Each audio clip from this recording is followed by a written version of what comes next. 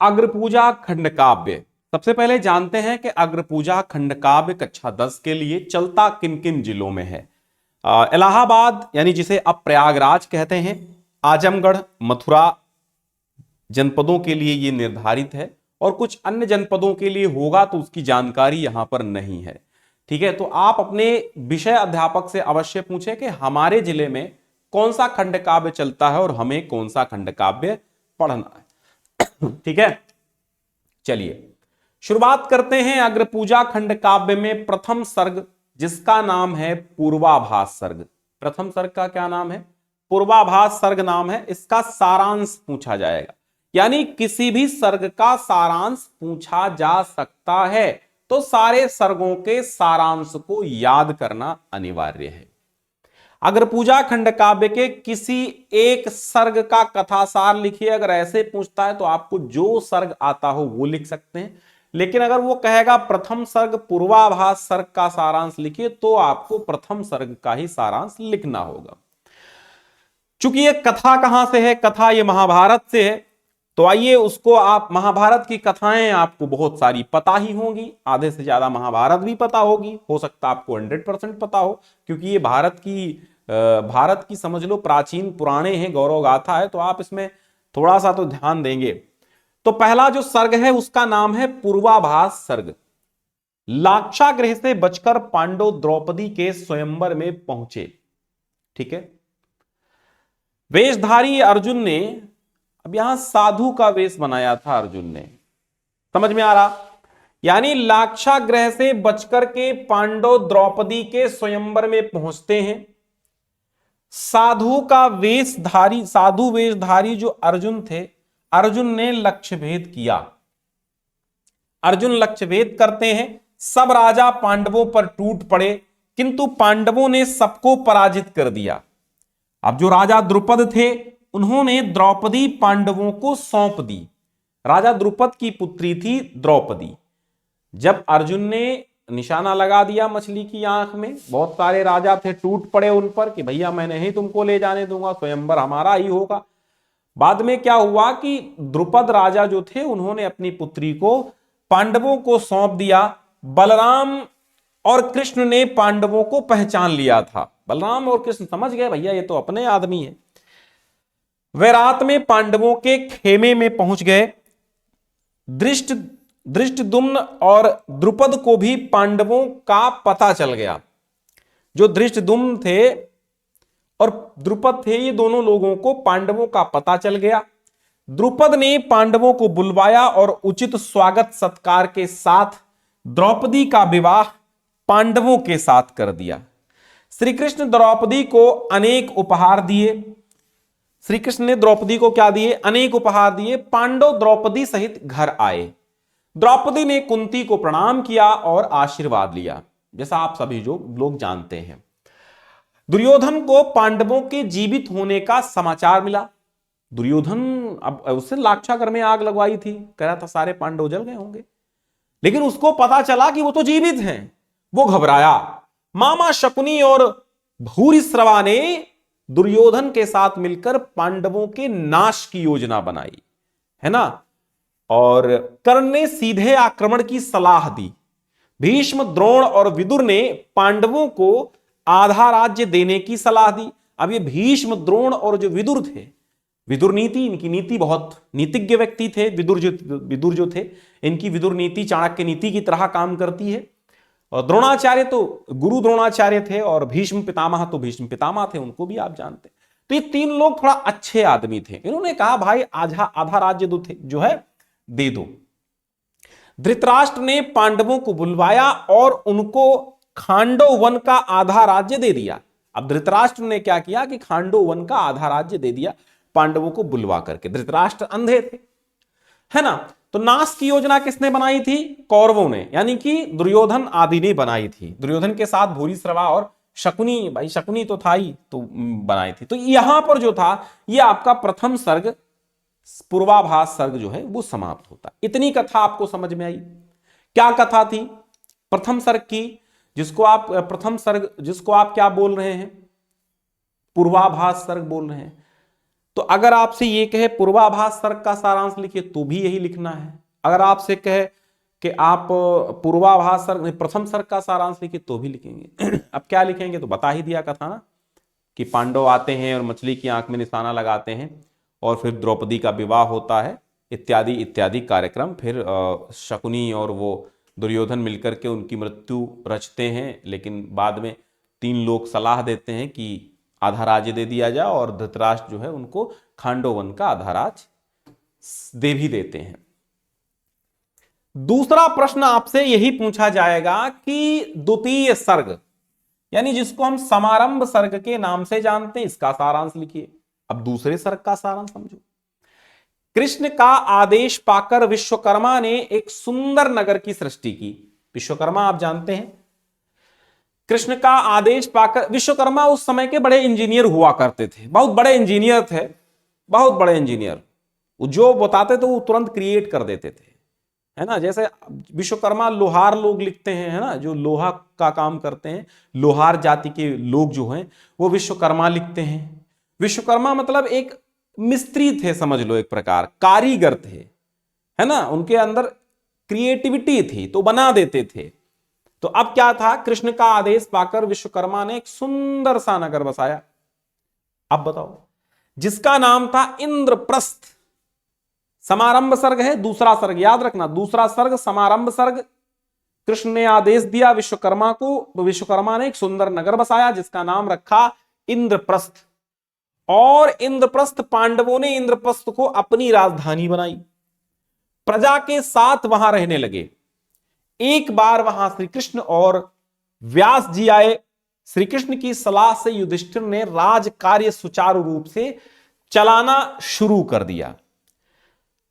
ठीक है, युधिष्ठिर यानी जिनको हम धर्मराज के नाम से जानते हैं, 5 पांडवों में से बड़े थे। राज कार्य सुचारू रूप से चलाना स्टार्ट कर दिया और जब सब प्रजा जो थी वो सुख से रहने लगी। वहां विद्याध्ययन गुरुकुल में होता था तथा शिष्यगण अति विशिष्ट आचरण करने वाले थे, बड़े सभ्य संस्कारवान छात्र थे। ठीक है, सभी लोग बड़ों का आदर करते थे और छोटों से प्यार करते थे। कहीं किसी प्रकार की उच्छृंखलता, उद्दंडता या बदतमीजी वाली बातें नहीं थी। ठीक है, इस प्रकार धर्मराज युधिष्ठिर के राज्य की अत्यधिक प्रशंसा हो रही थी। उनका यश, उनकी कीर्ति, उनकी प्रसिद्धि चारों ओर, चारों दिशाओं में नहीं बल्कि 10 दिशाओं में फैल रही थी। ये आपका सर्ग जो है ये दूसरा सर्ग है। तीसरा सर्ग क्या होता है? पहला सर्ग हमने बताया आपको, ये तृतीय में इसकी मात्रा हटा दो। जो लोग पुस्तक हमारी ले चुके हैं वो ध्यान देंगे, अगर कहीं हम त्रुटि मार्जन करवाते हैं, हटवाते हैं तो सही कर लीजिएगा। अग्रपूजा खंड काव्य के तृतीय सर्ग, और तृतीय सर्ग का आयोजन सर्ग नाम है। पहले सर्ग का नाम क्या था? पहले सर्ग का नाम बताइए। दूसरे सर्ग का नाम समारंभ था और तीसरे सर्ग का नाम आयोजक है। और पहले सर्ग का नाम था पूर्वाभास, समारंभ और आयोजन सर्ग। आयोजन सर्ग जो है, यहां पे आयोजन लिखिए, आयोजन सर्ग। तो इसकी भी सारांश देखिए। नारद की सलाह से यह निश्चय हुआ कि द्रौपदी अपने प्रत्येक पति के साथ क्रमशः 1 वर्ष तक रहा करेगी। भाई 5 पति थे द्रौपदी के, है ना। तो नारद की सलाह से यही निश्चित हुआ कि 1 वर्ष 5 पांडवों के साथ द्रौपदी रहेगी। इस 1 वर्ष के बीच यदि उसका अन्य पति अनाधिकृत रूप से भाई देखिए, अनधन अधिकृत, अनाधिकृत रूप से द्रौपदी को देखेगा तो उसे 12 वर्ष तक वन में रहना पड़ेगा। भाई इसमें एक ये समझ लो, एक एक्ट पारित हुआ कि इस 1 वर्ष के बीच अन्य पति उसको अनाधिकृत रूप से देखेगा, यानी अगर अन्य पति वो उस 1 वर्ष के बीच में उसको अपनी पत्नी के स्वरूप में नहीं देख सकता है ऐसा, तो उसको क्या होगा, 12 वर्ष तक जंगल में रहना पड़ेगा, वनवास दे दिया जाएगा। एक बार किसी ब्राह्मण की गायों को चोर चुरा रहे थे। ब्राह्मण की सहायता के लिए अर्जुन को शस्त्र लेने हेतु राजभवन में जाना पड़ा और वहां अर्जुन की दृष्टि युधिष्ठिर के साथ द्रौपदी पर पड़ गई।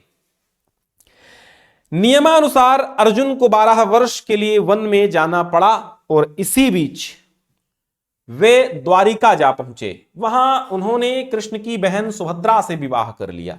वाह! वनवास की अवधि समाप्त हुई। अर्जुन सुभद्रा को लेकर घर आया। श्री कृष्ण की बहन सुभद्रा यानी अर्जुन जो थे वो श्री कृष्ण के बहनोई हो गए, यहां पर है ना, जीजाजी हो गए। अब अर्जुन सुभद्रा को लेकर घर आया। कृष्ण उपहार देने को द्वारिका से आए, वे अर्जुन के साथ रहने लगे। अब अर्जुन ने कृष्ण की सहायता से इंद्र को हराया। अर्जुन ने कृष्ण की सहायता से इंद्र को हरा दिया, इसीलिए अर्जुन को इंद्रजीत भी कह सकते हैं। खांडव वन को जलाकर अग्नि को प्रसन्न किया। प्रसन्न अग्निदेव ने 4 सफेद घोड़े और कपिध्वज रथ अर्जुन को दे दिया। क्या दिया? खांडव वन को जलाया, अग्नि को प्रसन्न किया और अग्नि देवता प्रसन्न होकर के जो अर्जुन को था 4 सफेद घोड़े और कपिध्वज नाम का रथ दिया। कपिध्वज नाम का रथ दिया अर्जुन को, 4 सफेद घोड़े दे दिए। कृष्ण को कौमोदकी गदा और सुदर्शन चक्र दिए। वरुण ने अर्जुन को गांडीव धनुष और अक्षय तरकस दिया। अब ये ध्यान रखना कि अग्निदेव ने 4 सफेद घोड़े और कपिध्वज रथ अर्जुन को दे दिया, ठीक है। कृष्ण को कौमोदकी नाम की गदा दी, सुदर्शन चक्र दे दिया, ठीक। हां, वरुण ने अर्जुन को गांडीव धनुष और अक्षय तरकस दे दिया। अक्षय तरकस का मतलब उसमें तीर कभी समाप्ति नहीं होते। अर्जुन ने मैं नामक दानों की अग्नि से रक्षा की थी, इसलिए मैंने मयासुर जिसको बोलते हैं, मय दानव, ठीक है। इसलिए मैंने युधिष्ठिर के लिए एक अलौकिक सभा भवन बनवाया और अर्जुन को देवदत्त शंख और भीम को भारी गदा दी। एक दिन नारद ने पांडवों को राजसूय यज्ञ करना चाहिए यह संदेश दिया। नारद ने एक दिन क्या संदेश दिया कि भाई राजसूय यज्ञ करना चाहिए, यह संदेश दिया। द्वारिका से पुनः कृष्ण को बुलाया गया। कृष्ण ने यज्ञ से पूर्व रुद्र यज्ञ में बलि देने के लिए 2000 राजाओं को बंदी बनाने वाले जरासंध का वध कराया। तत्पश्चात पांडवों ने दिग्विजय की, राजसूय यज्ञ की तैयारियां शुरू हुई और सबको यथायोग्य कार्य सौंपे गए कि भाई तुम खाना देखोगे, तुम यज्ञ की आहुतियां देखोगे, तुम भाई ब्राह्मण बुला के लाओगे, तुम न्योता बांटोगे, वगैरह वगैरह। प्रश्न संख्या 4 आती है और चौथा सर्ग भी आता है, चौथे सर्ग का सारांश, जिसका नाम है प्रस्थान सर्ग, ठीक है। इसके बाद क्या होता है? प्रस्थान सर्ग में राजसूय यज्ञ की तैयारी पूरी होती है।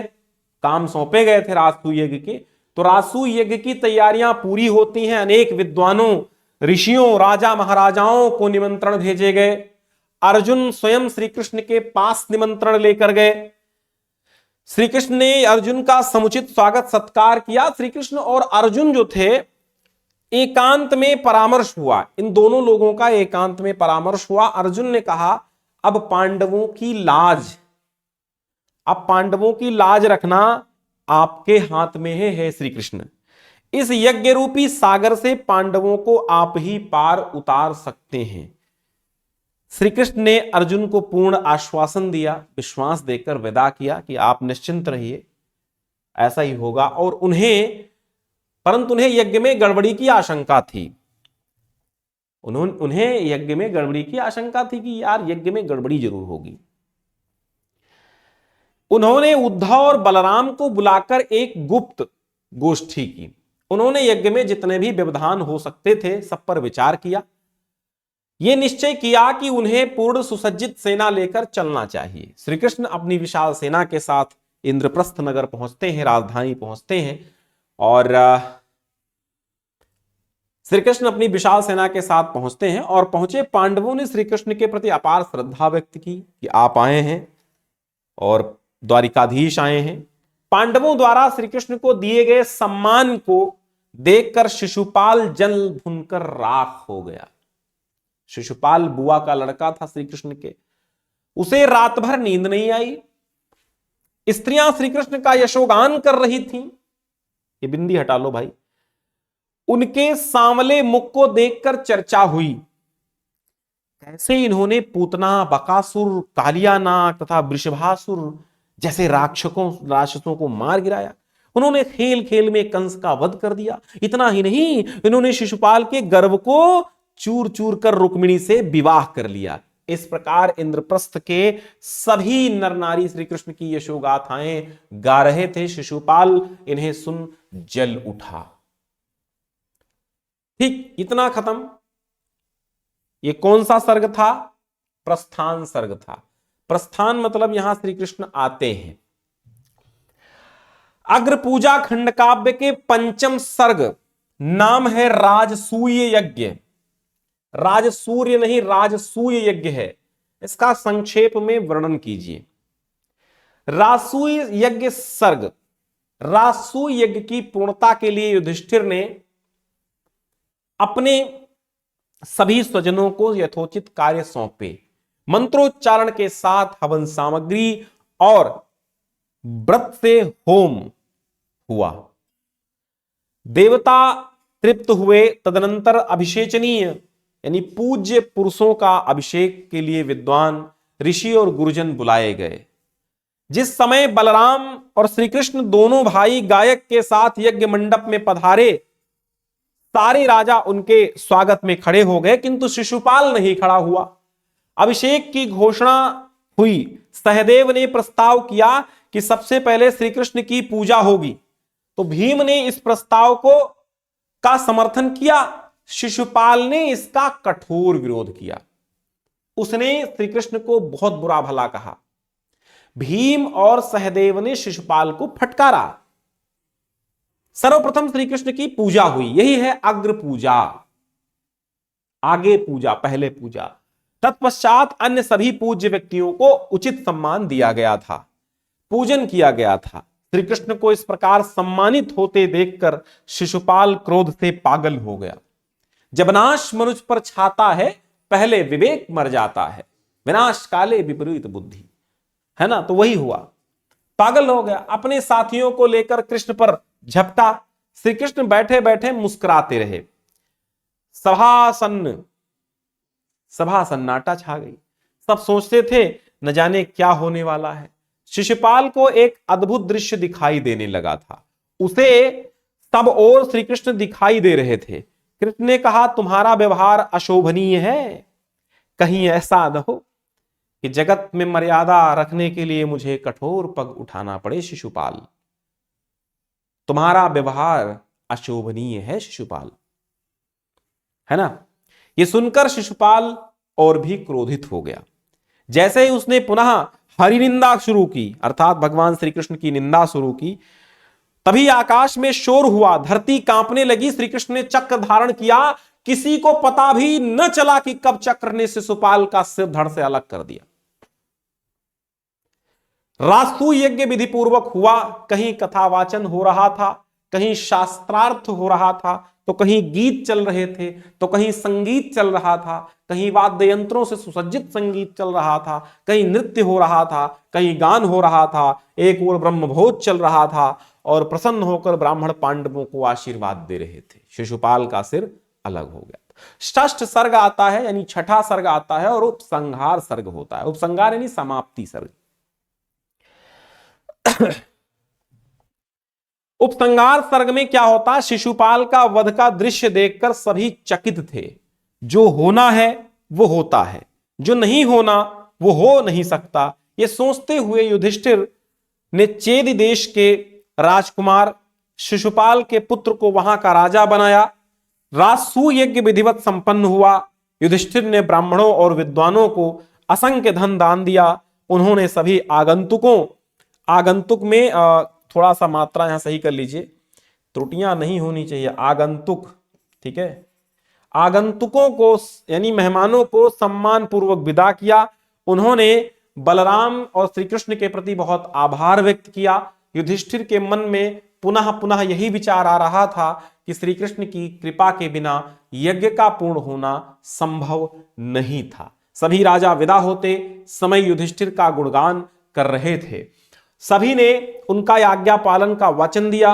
व्यास तथा अन्य अनेक मुनि यज्ञ में आए आगे थे और आए थे मतलब सबको युधिष्ठिर ने प्रणाम किया, सबने युधिष्ठिर को आशीर्वाद दिया और युधिष्ठिर ने सिर झुकाकर आशीर्वाद ग्रहण किया।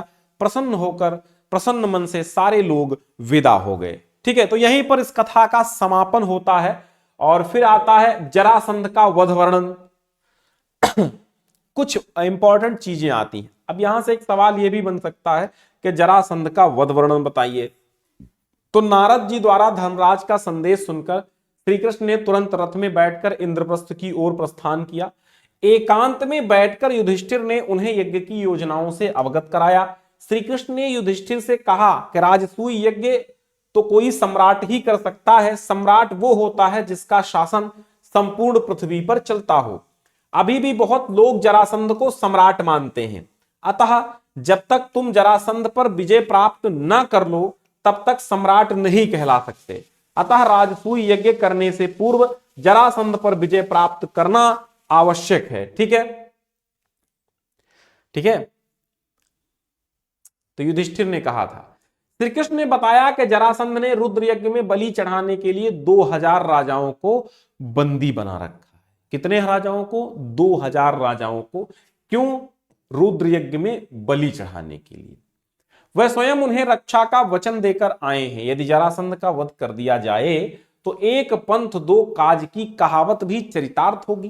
भाई उधर उसका जो लोग बंदी हैं वो भी छूट जाएंगे और आप हमारा भी काम हो जाएगा, राजाओं के प्राणों की रक्षा भी हो जाएगी और आप सम्राट भी बन जाओगे। श्री कृष्ण के इस प्रस्ताव से धर्मराज सहमत हो गए। अब प्रश्न था कि जरासंध का वध कैसे किया जाए, है ना? How to murder Jarasandh, Jarasandh को कैसे मारा जाए।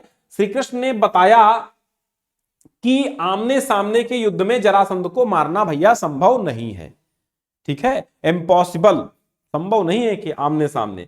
अतः पहले अर्जुन और भीम जरासंध को द्वंद्व युद्ध के लिए ललकारे, द्वंद्व युद्ध के लिए ललकारे पहले। और श्री कृष्ण ने तीनों का परिचय दिया और जरासंध को चुनौती दी कि वो अर्जुन अथवा भीम दोनों में से किसी एक के साथ युद्ध के लिए तैयार हो जाए। जरासंध ने अर्जुन को अपने से हीन बता करके भीम के साथ द्वंद्व युद्ध करना स्वीकार किया। ठीक है, 13 दिन तक युद्ध चलता रहा। दोनों में से कोई पराजित होने का नाम नहीं लेता था। अंत में श्री कृष्ण के संकेत पर भीम ने जरासंध की एक टांग पर पैर के नीचे दबाई और उसे बीचों बीच से चीर दिया और जरासंध मारा गया। बंदी राजाओं को मुक्त कर जरासंध के पुत्र सहदेव को सिंहासन पर बैठाया गया।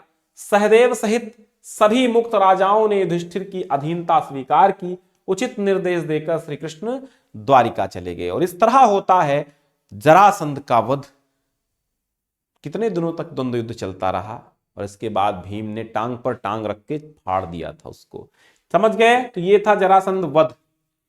अब आता है संक्षेप में आप इसकी कथा वस्तु लिखिए, यानी अग्रपूजा खंड काव्य की संक्षेप में क्या करना है आपको, पूरा का पूरा संक्षेप में आपको समरी लिखनी है, कथा वस्तु लिखनी है। समझ में आया?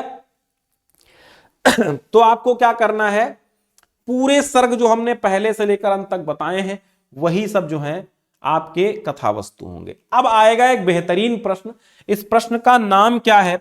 इस प्रश्न का नाम है चरित्र चित्रण। नायक कौन है अग्रपूजा के? नायक है श्री कृष्ण, क्योंकि श्री कृष्ण की पूजा होती है। अग्रपूजा के श्री कृष्ण नायक है और इन्हीं का चरित्र चित्रण आपको करना है। या प्रधान पात्र का चरित्र चित्रण कहेगा, या नायक का कहेगा, या श्री कृष्ण का कहेगा, तो एक ही है। अग्रपूजा खंड काव्य के नायक हैं श्री कृष्ण। युधिष्ठिर के राजसूय यज्ञ में उन्हीं को सर्वश्रेष्ठ व्यक्ति चुना जाता है और उन्हीं की सबसे पहले पूजा होती है, इसीलिए इस खंड काव्य का नाम अग्रपूजा है। इसी कारण इस काव्य का नाम अग्रपूजा रखा गया है। श्री कृष्ण के चरित्र की निम्नलिखित विशेषताएं हैं। नंबर 1, हेडिंग क्या डालोगे?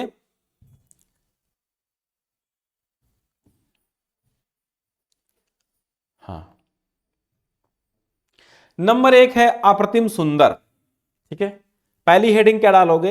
हेडिंग याद कर लो, श्री कृष्ण अप्रतिम सुंदर हैं। अप्रतिम मतलब अनुपम, यानी उनके जैसा कोई सुंदर नहीं है। श्री कृष्ण अनुपम सुंदर हैं, उनका शरीर सुगठित है, वक्षस्थल विशाल है और वर्ण अलसी के पुष्प के समान नीले रंग का है।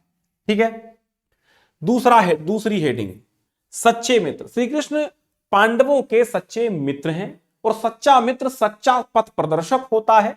वे प्रत्येक आपत्ति में पांडवों की सहायता करते हैं। वे ही मैदानों से युधिष्ठिर के लिए अलौकिक सभा भवन का निर्माण कराते हैं। उन्हीं की सहायता से युधिष्ठिर एक संपन्न तथा विशाल राज्य के स्वामी बनते हैं और उनका राज सुयज्ञ पूर्ण होता है। ठीक है, फिर है दूरदर्शी। दूरदर्शी किस प्रकार है, अब ये लिखेंगे कि श्री कृष्ण प्रत्येक कार्य का दूरगामी परिणाम भी जानते हैं, सोचते भी हैं और जानते भी हैं। युधिष्ठिर उन्हें द्वारका से राजसूय यज्ञ के लिए बुलाते हैं और यज्ञ की योजना उनके सामने रखते हैं, परंतु श्री कृष्ण परामर्श देते हैं कि जरासंध उनकी अधीनता स्वीकार नहीं करेगा और जब तक वह अधीनता स्वीकार नहीं करता तब तक राजसूय यज्ञ पूर्ण नहीं होगा। तब विरोधी राजा मिलकर उसे शक्तिशाली बना रहे हैं, अतः यज्ञ से पूर्व जरासंध को पराजित करना अत्यंत आवश्यक है। कृष्ण जानते हैं, कृष्ण क्या जानते हैं, कृष्ण जानते हैं कि जरासंध को पराजित करना सरल काम नहीं है, अतः भीम और श्री कृष्ण, भीम और अर्जुन दोनों को साथ लेकर स्वयं वहां जाते हैं, जरासंध का वध कराते हैं। उनकी दूरदर्शिता यज्ञ की बाधाओं के विषय में विचार करते समय और अधिक स्पष्ट हो जाती है। ठीक है, युधिष्ठिर के राजसूय यज्ञ की सफलता श्री कृष्ण की दूरदर्शिता के कारण ही संभव होती है। ठीक है, चौथी हेडिंग होगी दिव्य शक्ति संपन्न। श्री कृष्ण चूंकि साधारण पुरुष नहीं है, असाधारण अलौकिक पुरुष हैं और दिव्य शक्ति से संपन्न है।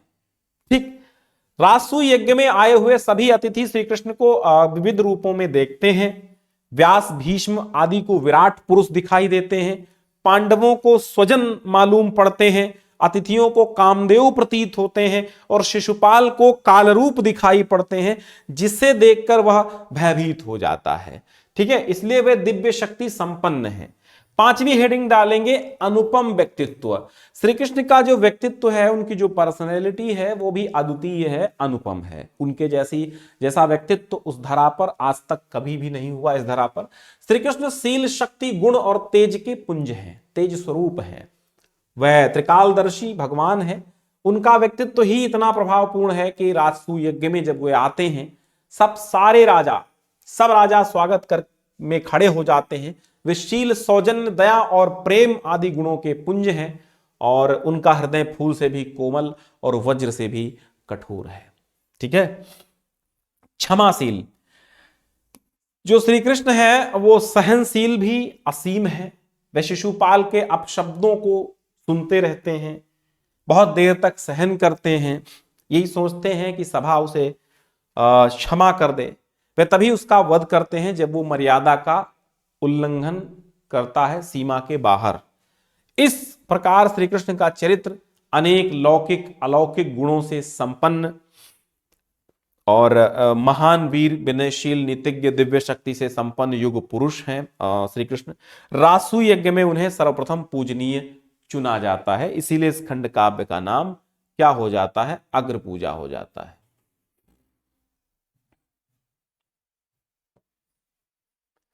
ठीक है, अब एक लास्ट का क्वेश्चन आपका आता है कि युधिष्ठिर का चरित्र चित्रण कीजिए। यहां पर दो चरित्र चित्रण हमने आपको बताए हैं, एक तो श्री कृष्ण का, दूसरा युधिष्ठिर का। ये दो ही चरित्र चित्रण बहुत बेहतरीन इंपॉर्टेंट है, इसीलिए मैं ये दोनों को लाया। युधिष्ठिर का चरित्र चित्रण, तो आप लिखेंगे युधिष्ठिर के चरित्र में निम्नलिखित विशेषताएं पाई जाती हैं। नंबर 1, धार्मिक। युधिष्ठिर धर्म में दृढ़ आस्था रखते हैं। चूंकि धर्मराज युधिष्ठिर इसीलिए कहा जाता है, उनके समस्त कार्य धर्मानुसार होते हैं। वे परम सत्यवादी और न्यायकारी हैं, इसलिए वे धर्मराज नाम से विख्यात हैं। धर्मशास्त्रों में विश्वास। युधिष्ठिर धर्मशास्त्रों, अच्छा ये एक हेडिंग है भैया, ये हेडिंग जो है आप बना लीजिएगा। अगर क्वेश्चन बैंक हमारी ली है तो भी उसमें बना लीजिएगा, ये हेडिंग बना लो भैया, ये हेडिंग नंबर 2 बना लो। धर्मशास्त्रों में विश्वास, युधिष्ठिर धर्मशास्त्र में, ये इंटर नहीं मारा मतलब नीचे नहीं किया, लाइन टाइपिंग मिस्टेक। धर्मशास्त्रों में विश्वास, युधिष्ठिर धर्मशास्त्र में पूर्ण विश्वास रखते हैं। उनके सभी कार्य शास्त्रीय विधि विधान से संपन्न होते हैं। इंद्रप्रस्थ में प्रवेश करते समय वे समस्त मांगलिक कार्य करते हैं। विद्वान ब्राह्मणों की पूजा करते हैं। ठीक है, अगली हेडिंग है विनयशीलता। युधिष्ठिर अत्यंत विनयशील हैं। पांडव द्रौपदी स्वयंवर के उपरांत युधिष्ठिर के निमंत्रण पर हस्तिनापुर आते हैं। तब गुरु को देखते ही युधिष्ठिर रथ से उतरकर गुरु को प्रणाम करते हैं। जनता के अभिवादन को भी बड़ी नम्रता के साथ स्वीकार करते हैं। अगली हेडिंग उदार तथा दानी। युधिष्ठिर हृदय से बड़े उदार हैं और दानी भी हैं। अवसर मिलने पर वह दिल खोलकर दान करते हैं। रासु यज्ञ में दुर्योधन को कोषाध्यक्ष तथा कर्ण को दानपति बनाते हैं, जिससे दान में कोई कमी न रहे। यज्ञ पूर्ण होने पर वे 1000 करोड़ स्वर्ण मुद्रा ब्राह्मणों को दान करते हैं। वे सब राजाओं को भी उदार हृदय से सत्कार करते हैं। ठीक है, फिर निरभिमानी, यानी अभिमान नहीं है उनमें, घमंडी नहीं है। युधिष्ठिर वैभव संपन्न होते हुए, अमीर होते हुए भी क्या है, अभिमान नहीं करते। अहंकार तो उन्हें स्पर्श भी नहीं कर पाता है। कृतज्ञ, अब यहां पर एक हेडिंग और बढ़ा लीजिए, ये भी अगली हेडिंग है, कृतज्ञ। युधिष्ठिर किसी के किए हुए का उपकार मानने वाले हैं, उसको नहीं भुलाते हैं। श्री कृष्ण ने इंद्रप्रस्थ का निर्माण कराया, अतः वे कृष्ण के प्रति कृतज्ञ हैं। उनकी कृतज्ञता उस समय स्पष्ट हो जाती है जब श्री कृष्ण जाने लगते हैं, और युधिष्ठिर उनसे कहते हैं कि उन्हीं के कारण यह वन एक संपन्न राज्य बन गया है। ठीक है, सारांश यह है कि युधिष्ठिर तो एक धार्मिक उदार राजा है, सफल राजा हैं, दानी राजा हैं, निरभिमानी राजा हैं, सत्यवादी राजा हैं, धर्मशास्त्रों में विश्वास रखने वाले राजा हैं और धर्म में आस्था रखने वाले राजा हैं। ठीक है, बस हो गया, क्योंकि कभी के मतानुसार हमारे देश में वही होना चाहिए जो युधिष्ठिर के राज्य में होता था। राजा हो तो सदाचारी हो, न्यायी हो, प्रजापालक हो, धर्मपालक हो, सत्यवादी हो, सत्यप्रिय हो, न्यायप्रिय हो और प्रजा के दुख में दुखी और प्रजा के सुख में सुखी हो, तो वो राजा होता है। इसीलिए राम राज्य की कल्पना आज भी हम लोग करते हैं। चलिए, तो आपका ये अग्रपूजा खंड काव्य था। अग्रपूजा में आपने कुल मिला के यही समझा कि जो अग्रपूजा है, अग्रपूजा में आपके 6 सर्ग हैं। इन 6 सर्गों के सारांश को याद कर लीजिए अलग अलग, और इसके बाद मिला करके पूरा एक पूरे जो खंड काव्य का है वो सारांश बन जाएगा। ठीक है, तो आप नोट कर लें, चाहे आप अगर आपने पुस्तक ली तब तो आपके पास होगा ये, बाकी नहीं ली है तो नोट कर लीजिए इसको, आराम से रफ पे एक बार घसीट के लिख लीजिए तो याद हो जाएगा। घसीट लिख लीजिए, भले ही आज एग्जाम आपका है लेकिन घसीट लिख लीजिए। ठीक है, जल्दी जल्दी लिखेंगे तो याद हो जाएगा। और हेडिंग्स पे ज्यादा ध्यान दो, जो चरिचित्रण की हेडिंग्स हैं, चरिचित्रण जरूर ध्यान दीजिएगा। चरिचित्रण की हेडिंग जो है वो बहुत इंपॉर्टेंट है, वो उसी से आप पूरा चरिचित्रण लिख देंगे।